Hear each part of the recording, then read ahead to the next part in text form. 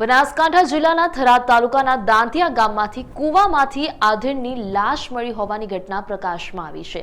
એક દિવસથી ગુમ આધેડની કૂવામાંથી લાશ મળી આવતા પરિવાર પર જાણે આબ ફાટી પડ્યું હોય તેવી સ્થિતિનું નિર્માણ થયું।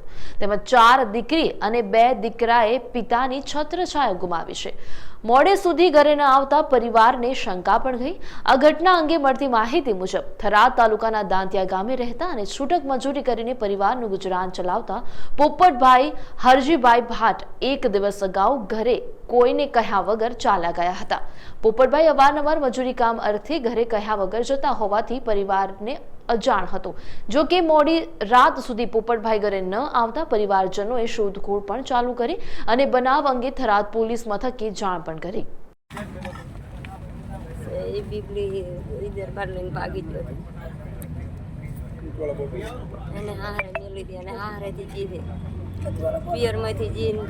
કયા ગામ બીબલીનું સાસરું હતું? માળકા।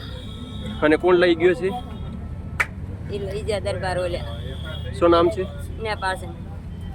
એ બગાડી ગયો છે? એ બગાડી ગયો છે। હા, પછી શું થયું છે? તમે ધમકી હાલતો તો મને બધી મારવાની બીજી આમ કરી નાખીશ ને હું આમ કરી નાખીશ એવું બધું કહેતો હતો।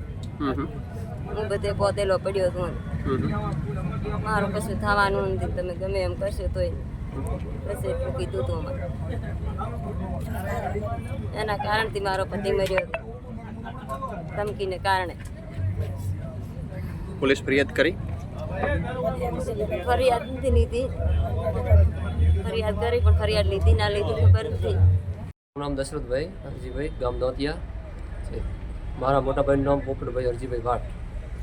તેઓ ગઈકાલે સવારે ગુમ થયા હતા 8 વાગે, ઘરેથી નીકળી ગયા હતા ને અમે એમની ખૂબ તપાસ કરી। એમની લાશ આજ સવારે 8 વાગે કૂવામાંથી મળેલી છે। અમારા ગામનો કૂવો છે ને એમાંથી મળેલી છે લાશ।